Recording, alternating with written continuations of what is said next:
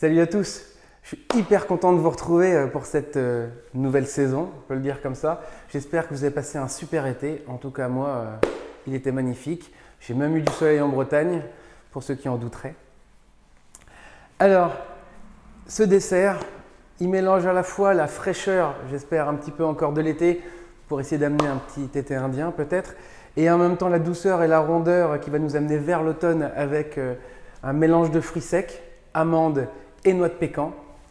Et surtout une petite audace au niveau de l'insert où avec la pomme je vous ai amené du céleri vert. Alors je vois bien vos grands yeux déjà s'ouvrir derrière la caméra. Si jamais vous en voulez pas, bien sûr on peut tout faire à la pomme, mais franchement faut y aller. Vous allez aller dans un autre univers avec ce mélange pomme-céleri. Si on va d'ailleurs sur un peu la présentation de cet entremets, cette pomme et ce céleri vont être poêlés, donc pour apporter vraiment fraîcheur et toujours un peu de croquant au niveau du fruit. On aura cette petite pointe d'acidité avec le citron. On va aller à côté amener beaucoup de gourmandise avec un praliné hyper onctueux, hyper crémeux, avec beaucoup de douceur parce qu'on est sur l'amande et sur la noix de pécan, donc une sucrosité, très peu d'amertume. On va avoir une mousse vanille très crémeuse qui vous fait un gros câlin, comme dirait un grand chef français. Et puis on va avoir un biscuit ultra croquant avec un mélange de ces noix reconstituées avec un petit peu de praliné, un petit peu de chocolat. Vous allez voir, tout dans la gourmandise. Donc j'espère que vous allez prendre autant de plaisir que moi à le déguster. Et puis franchement, essayez avec le céleri. Allez, c'est parti pour notre première recette, l'insert pomme-céleri vanille. Alors on va commencer par couper les pommes en petits cubes, environ un demi centimètre sur un demi centimètre. J'ai choisi moi une Pink Lady, pourquoi? Parce que je veux avoir une pomme qui soit assez sucrée, pas de pomme trop acide, pourquoi? Parce qu'on va déjà mettre du jus de citron avec pour éviter qu'elle noircisse. D'accord? Et pour apporter un petit peu d'acidité. Pas de pommes non plus trop farineuses, c'est les pommes du jardin, pourquoi? Parce qu'autrement elles risquent de partir en purée et de compoter. Donc vous avez vu, je fais des petites tranches, des petites lanières comme ceci d'un demi centimètre, puis je vais recouper en cubes. Je vous laisse faire ça pour tout le reste des pommes. Alors c'est bon, mes pommes sont finies, je vais attaquer le céleri. Alors déjà premièrement, le céleri, vous avez vu, il a souvent des petits fils comme ça, d'accord? Alors pour réussir, souvent on casse comme ceci, vous voyez, et on vient tirer dessus. Alors moi je l'ai déjà effilé, mais il faut bien tirer pour enlever tous les fils. Si jamais vous n'y arrivez pas, vous pouvez très bien venir légèrement avec votre économe aussi passer très finement pour enlever ces fils. Autrement, ce n'est pas très agréable à la dégustation. Puis on va venir couper ce céleri très finement. Donc là je dirais quelques millimètres. Je dirais même 1 mm, vous voyez, très finement. On peut pratiquement voir qu'il est translucide quand vous allez l'émincer. Allez, je vous laisse faire pareil pour jusqu'au bout du poids du céleri. Mes pommes et mon céleri sont prêts. Donc maintenant, on va attaquer la dernière partie avant la cuisson. Donc la gousse de vanille, on va commencer par la fendre en deux, d'accord, comme ceci,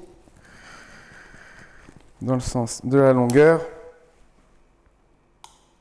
Et je vais la couper ici en deux. Je vais utiliser qu'un quart des grains que je vais venir gratter comme ceci et que je vais venir ajouter aux pommes et au céleri. Alors par contre, évidemment, la quart de gousse qui reste là, vous la gardez, hein, elle servira tout à l'heure. Hein. Surtout, vous n'allez pas l'acheter. Hein. Voilà. Maintenant que c'est fait, on va passer à la cuisson. Donc, on va travailler sur un feu vraiment vif. Donc, je dirais, alors peut-être pas puissance maximale, mais vraiment quand même si une bonne puissance en dessous. On va travailler comme si on faisait une poêlée en cuisine, tout simplement. Donc, on va laisser cette huile bien chauffer. Il faut qu'elle soit fumante.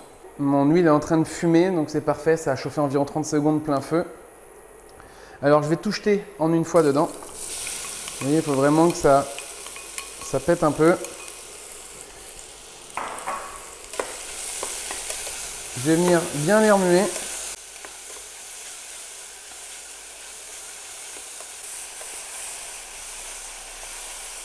Donc ça va être une cuisson rapide, brève.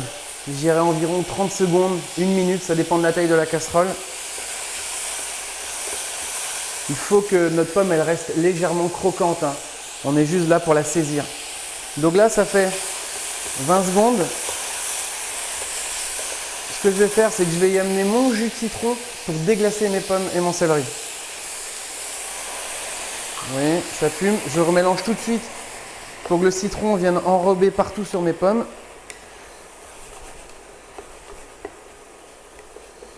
Parfait, je relaisse toujours plein feu,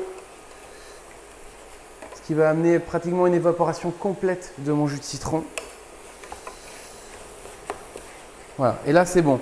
Vous pouvez avoir aussi un indice, c'est que votre céleri qui était vert acide commence légèrement à perdre ce côté vert très fort et ternir un petit peu. Là c'est bon, je débarrasse. Allez, c'est parti pour mouler nos inserts. Donc j'ai bien mon mélange pomme, céleri et vanille. Sentez, ça sent trop bon, c'est trop gourmand. Mais en même temps, c'est hyper frais. On va venir mettre 15 grammes dans chaque cavité d'insert. Voilà. Alors attention, vraiment, j'insiste, 15, hein, pas plus. Pourquoi? Parce qu'après, autrement, quand vous allez le tasser, s'il y en a trop, vous n'aurez plus de place pour mettre le praliné et du coup, vous allez déstabiliser l'insert en lui-même et le dessert. Alors vraiment, 15 grammes dans chaque. Une fois que c'est fait, il faut vraiment bien venir tasser. Donc avec la cuillère, vous voyez, là on peut même descendre de la balance pour ne pas abîmer la balance. Et avec la cuillère, je viens bien tasser. Alors je vous dirais même que, bon, si c'est pour vous à la maison, d'y mettre le doigt, ça peut être pas mal pour être sûr. Moi, ce que j'aime bien en plus quand je tasse, regardez, c'est que je fais remonter un peu la pomme sur les côtés. Pourquoi? Parce que comme le praliné, il est un petit peu plus crémeux avec du sucre, tout à l'heure, quand on va venir le mettre dedans, vous allez voir, et bien, ça permet d'avoir une cavité où le praliné va venir dedans et les pommes seront sur le côté, comme un petit creux. Voilà. Donc bien tasser ces pommes. Vous me faites pareil pour les 7 autres et vous allez mettre ça directement au congélateur. On continue avec la torréfaction de nos amandes blanches et de nos noix de pécan. Donc en fait, tout simplement, on va venir les mettre. Moi, j'ai mis sur un tapis silicone, ça peut être aussi sur une feuille de papier cuisson, hein. Ça n'a pas de problème. On va juste bien les étaler et on va venir les dorer, je dirais, entre 12 et 15 minutes au four à 180 degrés. Alors, ce qu'il faut faire tous les 4-5 minutes, c'est de venir un peu les brasser avec une spatule pour les tourner légèrement. Et quand vous voyez que vos amandes blanches sont bien grillées, bien dorées, couleur miel, bien sûr, je vous le montre tout de suite, hein, et ben, on pourra arrêter. Allez, c'est parti. Alors, mes amandes et mes noix de pécan viennent de sortir du four. Vous avez vu, elles sont bien colorées, bien grillées. Alors maintenant, ce qui est très important pour commencer, pour ne pas se tromper et pas se louper, il faut bien diviser vos, je vais appeler ça les arachides pour que ce soit plus simple, votre mélange en 3 pots. Donc, le poids tout de suite pour le praliné, le poids pour faire nos biscuits reconstitués tout à l'heure et le reste. Le reste servira, vous verrez, au dernier moment pour la déco. On continue notre praliné. Donc, on va commencer par préparer nos fruits secs. Alors, si vous utilisez une feuille de silicone non perforée, il n'y a rien besoin de faire, vous pourrez le faire directement dessus. Si jamais vous utilisez une feuille de papier cuisson, comme on va couler un caramel dessus, il pourrait coller à la feuille. Donc, pour pas qu'il colle à la feuille, regardez, on met juste une goutte d'huile d'olive. Je prends un papier absorbant et je viens juste, vous voyez, graisser ma feuille partout. Donc, c'est vraiment important de faire ça, parce qu'autrement, vous allez vraiment avoir le caramel qui va coller à votre feuille de papier. Et alors là, c'est le début des ennuis, parce que du coup, quand vous allez vouloir récupérer tout à l'heure vos fruits secs et votre caramel, vous aurez du papier avec. C'est quand même moins bon au niveau de la recette. Voilà. Parfait, c'est graissé. Donc maintenant, je vais étaler mes fruits secs. Alors, étaler en les laissant quand même un petit peu compacts, vous voyez, pour que quand tout à l'heure je vienne verser, parce que je vais venir verser le caramel dessus, on n'ait pas trop de trous non plus. Voilà, comme ça. Parfait. Et bien maintenant, on va attaquer le caramel. Alors, pour le caramel à sec, on va commencer par mettre la première moitié du sucre dans la casserole. Parfait. On va allumer sur un feu moyen, je dirais même moyen faible, hein, d'accord? Il vaut mieux prendre son temps pour faire le caramel que vouloir aller trop vite et le brûler, hein. C'est pas le but du tout. Donc là, ce qu'on va faire maintenant, c'est qu'on va attendre légèrement que ça commence à fondre sur les côtés.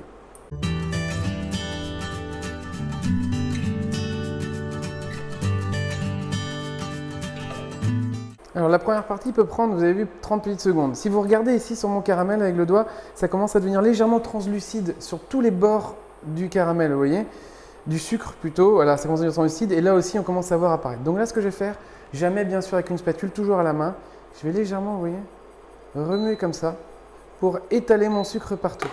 Vous avez vu, il a remonté légèrement, puis je repose. On laisse faire ça tranquillement le caramel, hein. Ça vient tout seul.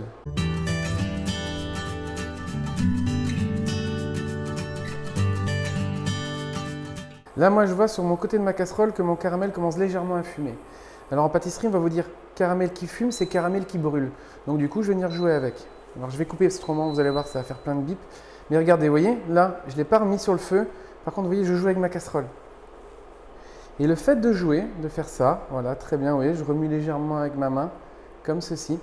Voilà, bah, si vous regardez, tout mon caramel est devenu translucide, il n'y a plus de grains de sucre dedans. Donc qu'est-ce que je fais? Je recoupe la cuisson tout de suite en mettant ma deuxième moitié de sucre. Je remue légèrement. Vous voyez, là, tout mon sucre s'est incorporé dans mon caramel.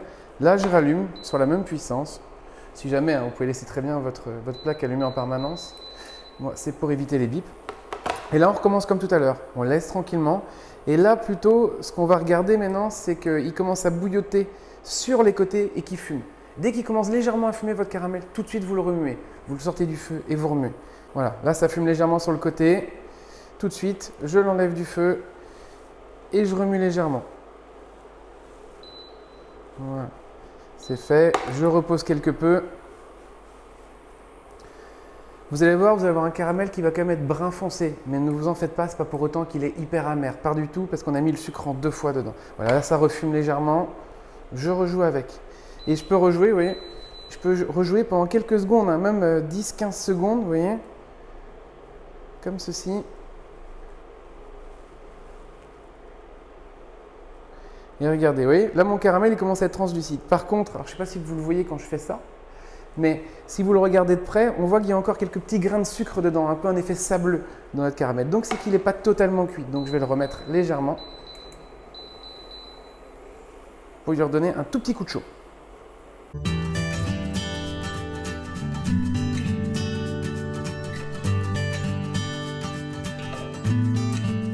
Voilà, alors là si vous regardez, il commence à fumer, il commence à faire des petites bulles. Donc du coup, je vais l'arrêter. Je vais faire comme tout à l'heure.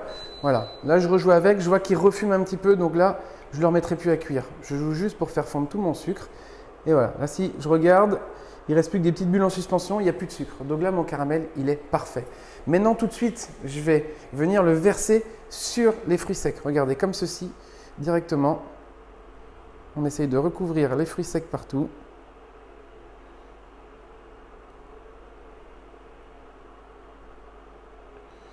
Génial.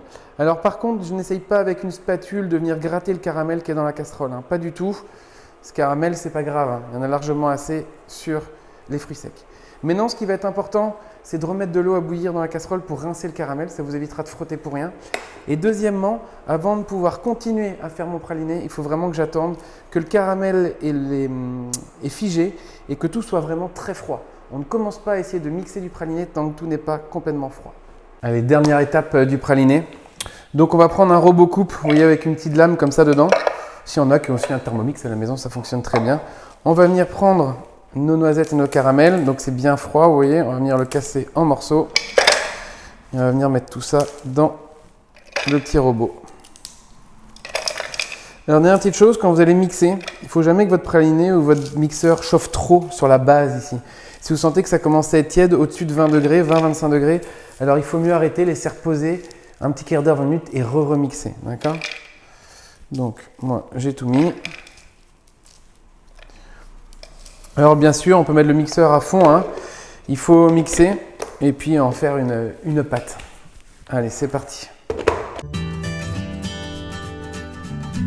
De temps en temps, il ne faut pas hésiter à remuer. Vous voyez, parce que des fois ça va rester collé sur le côté. Ne restez pas mixé pendant 1 minute alors que vous voyez que ça ne bouge plus dedans. Il vaut mieux venir le remuer pour faire retomber l'appareil au milieu.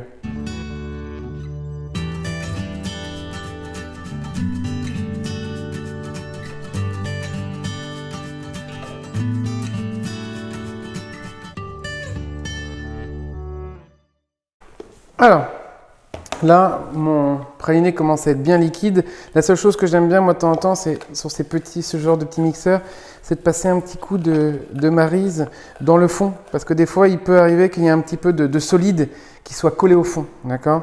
Et ça, bah, du coup, autrement, vous allez vous retrouver avec des gros morceaux dedans. Donc, juste une petite dernière fois. Bon, là, moi, je touche, il commence à être tiède. Hein, donc, attention, plus très longtemps. Ou alors, si jamais il est encore trop épais, vous arrêtez, vous laissez comme ça pendant 1 demi-heure et vous remixez. Pourquoi? Parce que si vous le chauffez trop, vous risquez d'avoir l'huile de votre praliné qui va ressortir, tout simplement. Voilà, parfait. Mon praliné est fini, maintenant il ne reste plus qu'à le débarrasser et on se retrouve pour la première utilisation du praliné d'ailleurs. On va terminer le montage de notre insert avec le praliné. Donc je vais venir mettre une douzaine de grammes de praliné dans mes inserts. Donc très simplement, comme ça.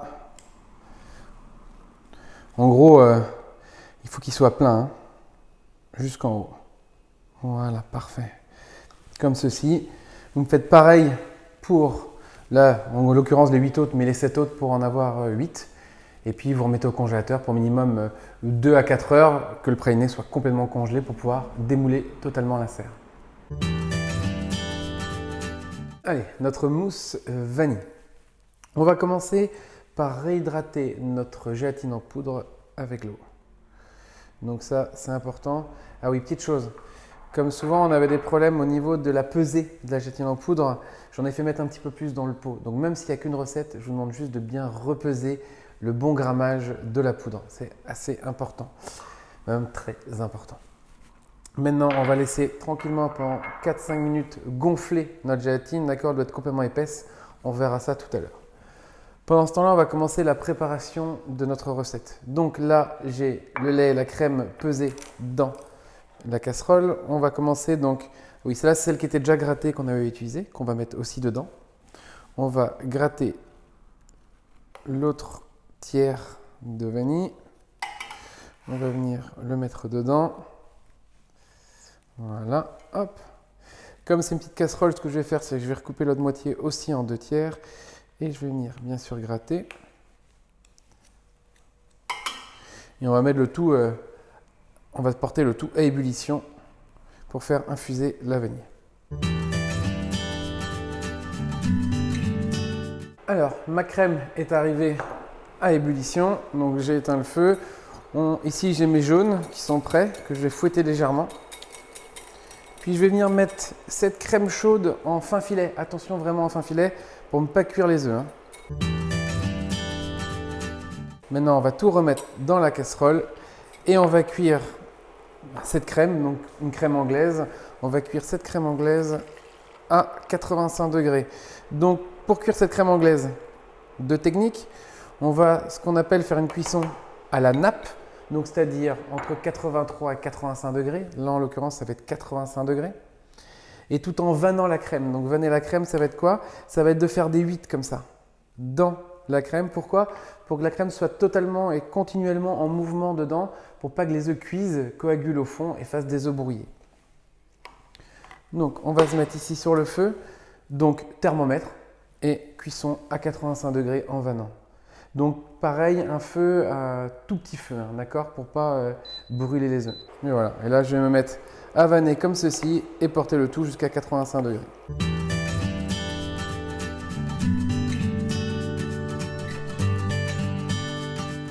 Quand j'arrive près du but, je redescends encore un petit peu mon feu pour être sûr de ne pas cuire les œufs. Là, je suis à 83, 84. Voilà, je suis à 85. J'arrête la cuisson tout de suite. Alors, si jamais vous voyez des petits bouts d'œufs dedans, ne vous inquiétez pas, on va passer un petit coup de mixeur de toute manière. Maintenant, je vais prendre mon chocolat blanc qui est ici. Je vais y reverser, je dirais, les 3/4 de ma crème anglaise sur le chocolat, afin de le recouvrir pour qu'il fonde. Donc, comme ceci, les 3/4. Et on va laisser la chaleur agir une petite minute. Pendant ce temps-là, vous voyez, on regarde la gélatine, elle a complètement épaissi. Donc, ça veut dire qu'elle est bonne. Alors, on va venir la rajouter dans le dernier tiers de crème anglaise qui restait dans la casserole. Et on va venir remuer à l'aide de spatule ou du fouet pour vraiment dissoudre cette gélatine dans le reste de crème anglaise. Ce qu'on va pouvoir faire en même temps, c'est venir du coup ôter les gousses de vanille qui sont dans le fond de la casserole. Ici, on va venir appuyer, on va regarder si notre chocolat... Vous voyez, on sent pratiquement en appuyant. Bon, il y a des endroits où c'est pas encore totalement fondu, mais en grande majorité, c'est quand même pas mal. On va laisser quelques secondes.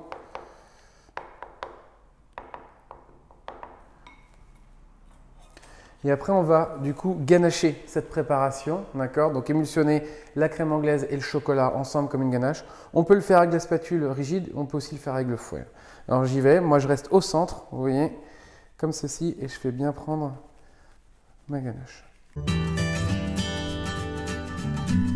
Alors là, je vois que c'est bien pris, mais qu'il me reste des petits bouts de chocolat en suspension, et puis ça ne fond plus. Donc je vais venir mettre le dernier tiers de crème anglaise. Vous avez vu qu'il est beaucoup plus liquide parce que la gélatine a fondu dedans. Il y a des petits bouts d'œufs au fond de ma casserole. Je les mets aussi dans ma préparation, hein.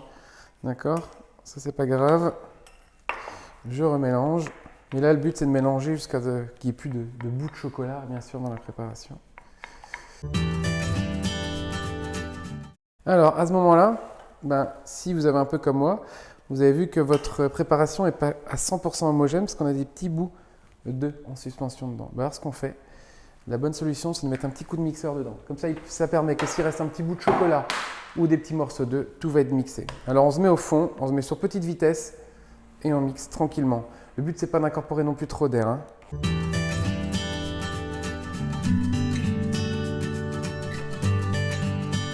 On va ramener la crème. Et là, ce qu'on va faire, c'est qu'on va contrôler la température. Pourquoi? Parce que qu'est-ce qu'il nous reste maintenant à faire pour finaliser cette mousse? C'est d'incorporer, donc de monter la partie de crème en chantilly restante et de l'incorporer. Maintenant, ce qui se passe, je l'ai déjà dit pour plusieurs autres recettes, c'est que si jamais vous mettez cette crème montée dans une base qui est au-dessus de 25-30 degrés, vous allez avoir votre crème qui va beaucoup trop retomber. Donc il faut vérifier un petit peu. Ici, je suis à 37 degrés. Donc on va la laisser tiédir sur le plan de travail en la remuant pour pas qu'elle croûte toutes les 30 secondes, minutes, pendant, allez, je dirais 5 grosses minutes, histoire de la descendre aux alentours de 30 degrés, ça serait le top. Allez, à tout de suite. Ma crème est arrivée à environ une trentaine de degrés. J'ai déjà prémonté ma chantilly. Donc ce qu'on appelle une texture un peu mousse à raser. Donc c'est-à-dire crémeuse mais souple à la fois. Vous voyez, elle est prise, mais elle est encore un peu semi-liquide, hein. Donc on va venir mettre la première moitié de crème directement dessus. Et on va venir remuer délicatement.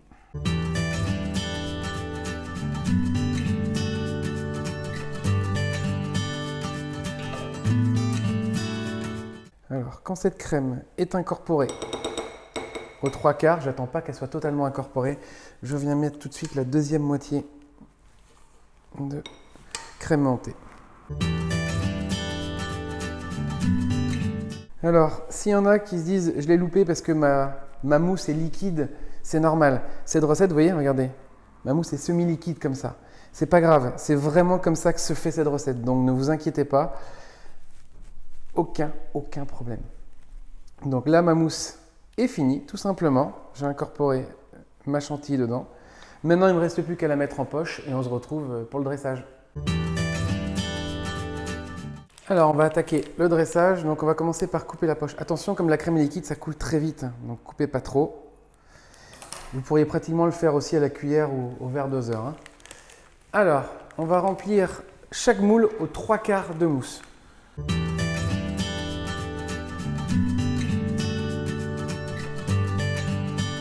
Alors, j'ai cherché mes inserts. Maintenant, je vais les défaire tout simplement comme ceci. Je vais venir les positionner dedans, les enfoncer juste pour qu'ils rentrent dedans. La crème va repasser légèrement dessus, c'est parfait. Et avec la spatule, je vais accompagner pour le fermer. Si jamais on voit qu'il en manque un petit peu, on peut rajouter, mais alors c'est vraiment un rien, d'accord? On lisse, on met à plat et on fait pareil pour les 7 autres. On remet le tout au congélateur, minimum 4 heures pour que la mousse est totalement prise. Alors, on va commencer par pré-hacher. Moi, je les ai déjà pré-hachés, nos fruits secs, d'accord? Donc, le but, c'est de ne pas avoir des demi-amandes ou voilà, il faut que ça soit grossièrement haché. J'ai déjà pesé le praliné dans la cuve du batteur. Je vais ajouter mes fruits secs et mon chocolat blanc. Une fois que ça c'est fait, je vais mélanger quelque peu le mélange. Donc, vous avez vu, hein, 10-15 secondes, je rajoute le beurre. Et je remélange afin que ce soit totalement homogène. Ce qu'on peut faire, c'est un peu lever la cuve du batteur, si vous voulez, pour aller chercher le praliné qui pourrait rester bloqué au fond et que ça soit bien homogène. c'est terminé. Alors maintenant, ce qui va nous rester à faire, c'est mouler dans nos cercles. Donc environ 7 cm de diamètre pour le cercle.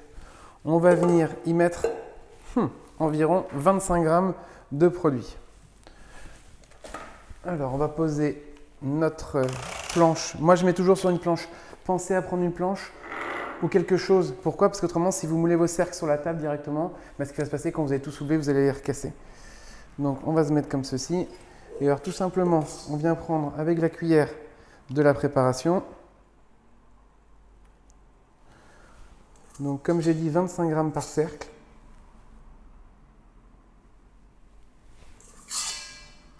Et alors maintenant, ce qui est très important, ça va être de bien écraser les fruits secs au fond. Alors écraser, bien répartir. Donc il faut vraiment que ça aille partout. Et une fois que ça a été partout, c'est de bien lisser.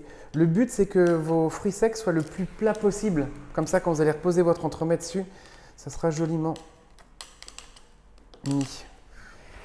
Voilà. Donc on n'hésite pas à bien...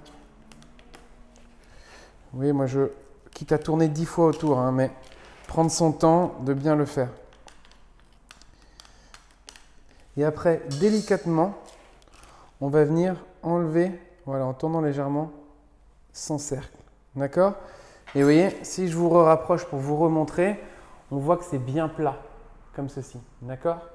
Alors, vous me faites pareil avec les 7 autres. Et puis, on se retrouve après. Voilà, mes entremets sont congelés. J'ai démoulé mes biscuits que j'ai posés vraiment côté joli vers le haut. Je vais démouler mes entremets comme ceci, que je vais venir placer directement, proprement. Faites attention que ce soit bien droit, qu'il soit bien positionné. Voilà. Vous pouvez faire pareil avec les 7 autres et on va les laisser décongeler une petite dizaine de minutes au frigo pour pouvoir après les décorer. C'est parti pour la décoration de l'entremet. Alors, je vais vous montrer une première présentation possible, celle qui était la présentation de base de l'entremet, où en fait j'ai concassé le reste d'amandes et de noix de pécan et que je vais venir en fait placer un peu délicatement partout sur l'entremet. Donc il faut que la mousse soit un petit peu molle quand même pour que ça s'enfonce dedans. Donc on peut en mettre comme ceci. Et alors après, c'est d'en mettre aussi sur la verticalité de l'entremet.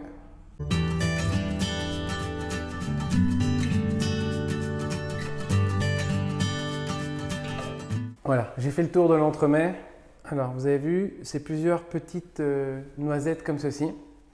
Alors, une deuxième présentation qui peut être très simple aussi, avec les quartiers de vanille. Moi, ce que j'ai fait, c'est que je les ai lavés, coupé chaque quartier en 4 petits bouts comme ça, et fait sécher au four, une centaine de degrés, une demi-heure à peu près, jusqu'à qu'il soit complètement dur, et qu'on pourrait juste venir, vous voyez,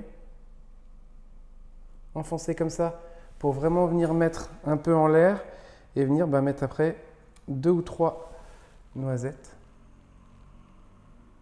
Vous voyez, au centre, comme ceci, juste pour apporter avec une petite amande.